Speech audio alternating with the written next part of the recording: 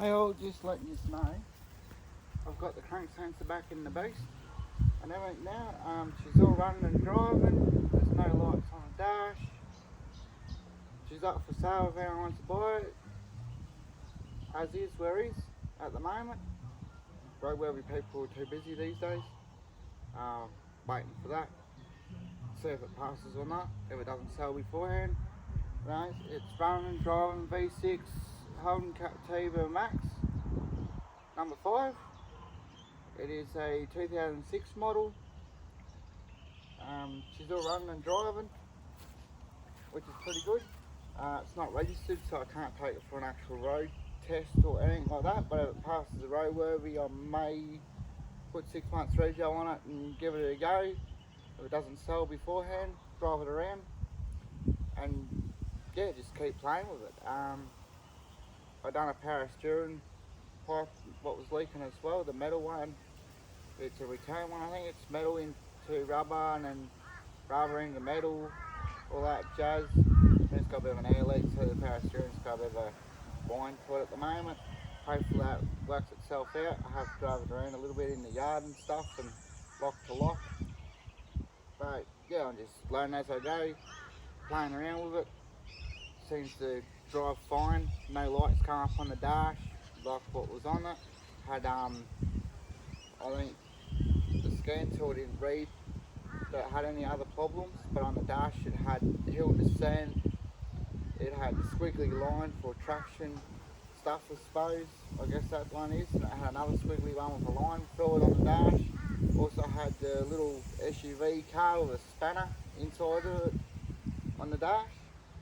The scan tool said it was just a crank sensor, so that's what I fixed.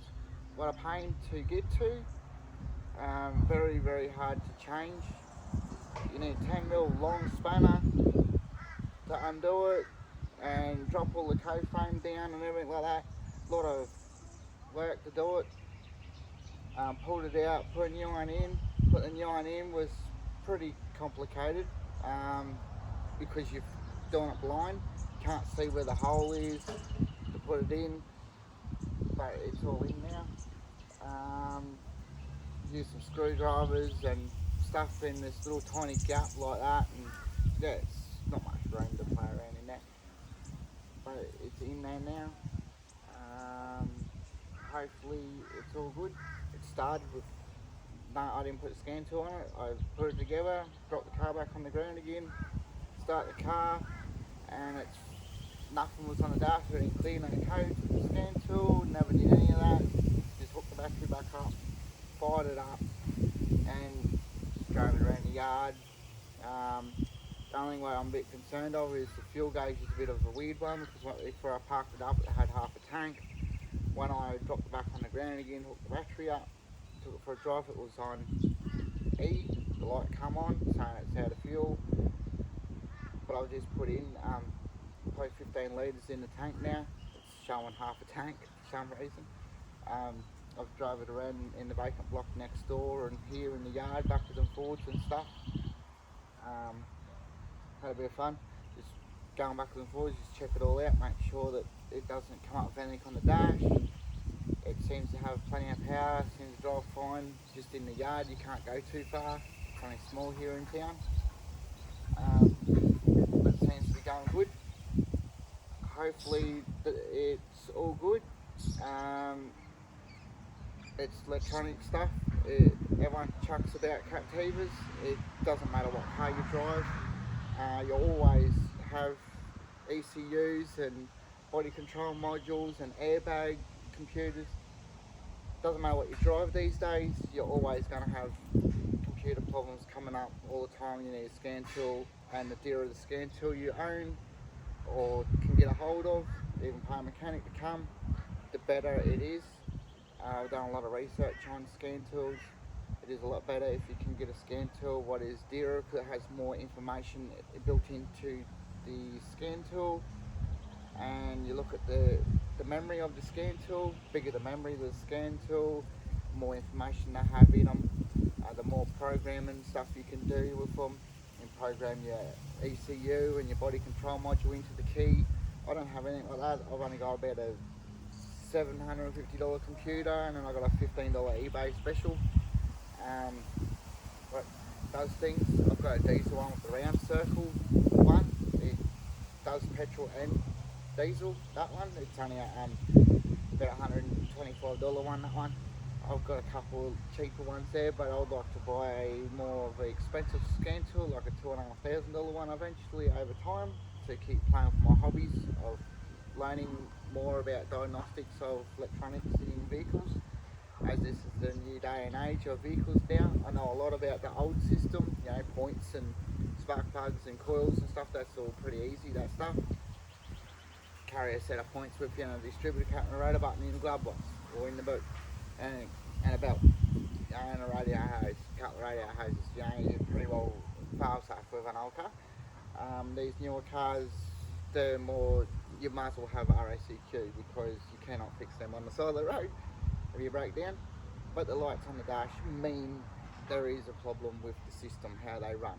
So you got a crank sensor and you got a cam sensor, which they talk to each other for the coil packs, because normally they have a coil pack on each pot, which tells the coil packs on which one to fire, and also regulates which injector to fire fuel into each cylinder.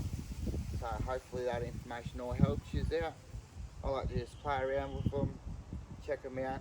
I'm looking at selling this one and buying a Ford Territory at the moment, and do some diagnostics on a Ford Territory. It does have problems.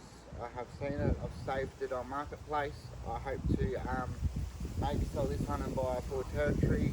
It's got throttle body problems and running rips, so we'll see if we can get a hold of another car to play with and do a video about diagnosing more problems. All cars these days are all run on ECUs and body control modules and airbag computers. So hopefully all this information helps you out and that. But yeah, it's good fun playing around, having a play with this sort of information and letting you guys all know all about it. But yeah, diagnostics, the dearer the scan tool you have, the better diagnostics you come up with, of course, and easily the problem solve the vehicle. Most private people out there don't have a lot of money to spend on a scan tool. They just buy the cheap eBay ones, which is a help in a way. Sometimes they can tell you what's wrong, sometimes no, depending on which one. There's that many brands, there's that many out there to buy. Yes, you can make mistakes out there. The dearer it is, more programs they have in them. So keep that in mind. And yeah, I've had a RACQ fella come with a snap-on one before in Holden Captiva. He couldn't do live data on that snap-on scan tool. He couldn't tell me anything what was wrong with the vehicle. So I think it was like a $5,000 scan tool. So it doesn't have the information for Holdens. It's probably more of Europeans to other brand of vehicles, I suppose. I don't know. I didn't really go into it, and I don't know what brand, what model that scan tool was, because there's quite a few models in Snap-on. It was a pretty reasonable size one, but it didn't read what I needed to read, so I hired a mechanic to come around, a mobile one. He has a $8,000 scan tool and could tell me everything what was wrong with the vehicle, which was good. I could fix the problem and on my way, which was great. So the dearer the scan tool you have, and pay for updates and everything what you have to do. Most scan tools come with normally 12 to 2 years free updates. After that you have to pay for the updates, which is pretty common these days. That's how people make money on platforms now, is programs and information and everything now. It's all done like that now. So hopefully this information helps you all out, and have a great day and enjoy. Hopefully these videos help people out what own cars with ECUs and body control modules and electronic keys and all that sort of stuff, and can be able to self-diagnose vehicles with a proper scan tool. The cheap ones are just a guide, a little bit of help, but the dearer ones are better in my experience, what I've come across. And that you can get iPad type ones now. They have more memory. I think they got like 32 gigabytes of information inside of them, which is quite a bit. Not enough really. I think some of them even have 64 gigabyte hard drives in them, which is pretty cool. You've got more information to store more stuff in. You can print a lot of stuff for customers or yourself to have as your self-diagnosis about a lot of stuff now. I'd like to save up to buy one of them. I'm not rich, I'm just battler getting along, trying to help out people. I buy cars cheap, turn them over cheap, as long as they don't cost me heaps of money. Have a great one and enjoy. I like playing with cars and checking out what's wrong with them and diagnostics and all that. But yeah, don't shit on Captivas. They're all the same now. Don't matter what car you buy now. Just remember, you always got to have money in your pocket, ready for any sort of electronic device to have a malfunction. So it can be just a cheap sensor, it can be 100 to 200 for a sensor. ECUs can be, you know, up to $1,000. Depends if you get second hand. You are taking a gamble by buying second hand because there could be problems with that ECU. You don't know the history of where that ECU or body control module come from. So it's best to buy probably new because you probably have a warranty. So if it does fail, you probably get your refund or get a replacement item if there is a fault. So take it easy. I hope this information helped you out. This is running and driving. No trouble at all. There's no backfiring and carrying on and flashing lights on the dash and stalling and carrying on what it was doing. Easy to start too now. You don't need to hold the foot to the floor to start it. You just put the key in and hit the key and she fires straight away. So it was a crank sensor, but it can be more things. If you Google search things, it can be crank sensor, it can be the wiring from the crank sensor to the ECU, it can be the ECU playing up and that sort of stuff, which can also malfunction with your body control module, which is your security part. That's why the cars probably don't unlock and lock and probably have trouble starting, because it's recognising there's a security problem. Not really security, probably a fail-safe problem, so you don't send valves into pistons because time's out or something like that, or whatever's going on. It's a safety mechanism. That's why the car stops when you try to start it. You start it, it stops. So it's a self-protection idea not to put valves in the top of the pistons, so you don't have to replace the engine in a way. So it's a fail-safe idea, so you don't damage your whole engine. So replacing a little part is something a lot cheaper than replacing an engine. An engine can be, you know, 10 grand or more to get an engine replaced. So that's why we have these devices for in our vehicles these days, to help the customer not spend a lot of money on getting an engine rebuilt. So it's a fail-safe system, how they work. So hopefully that information helps you out and everything. So that's why we have knock sensors. If the engine's running a bit funny or something, it'll cut the engine completely because it's not running right, like if it's missing, a coil pack's gone in it, a spark plug's gone in it, it'll set the knock sensor and say, no, I'm not going to run anymore, because you can do cylinder damage inside the engine if one of the devices aren't working properly. Hopefully this information all helps you out. It can be something from a spark plug to a coil pack to a crank sensor to a cam sensor, or it can be ECU.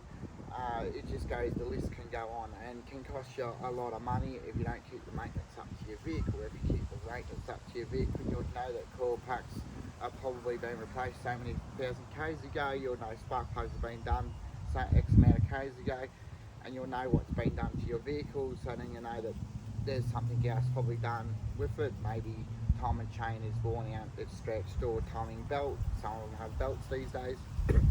So that's why we have these sensors, not to send valves in the top of pistons. So that's why we have this information for. If you do every regular service what you're supposed to do to a vehicle, the car will last probably a lot longer, and you probably won't have so many problems with them. It doesn't matter if it's Captiva or it's a Ford Escape or Ford Territory or, you know, an LS motor. We all have these new systems now which help protect the motor than putting valves to pistons. So hopefully it all helps you out, and it doesn't cost a lot of money. Hopefully these sensors can stop the vehicle before something really bad happens. Maybe even have a car accident because of the engine's locked up completely because failed of doing services to the vehicle. So hopefully this information helped you out. Best to look after your car, take care of it, service it, and have a great day, and you shouldn't have too many problems. See you later.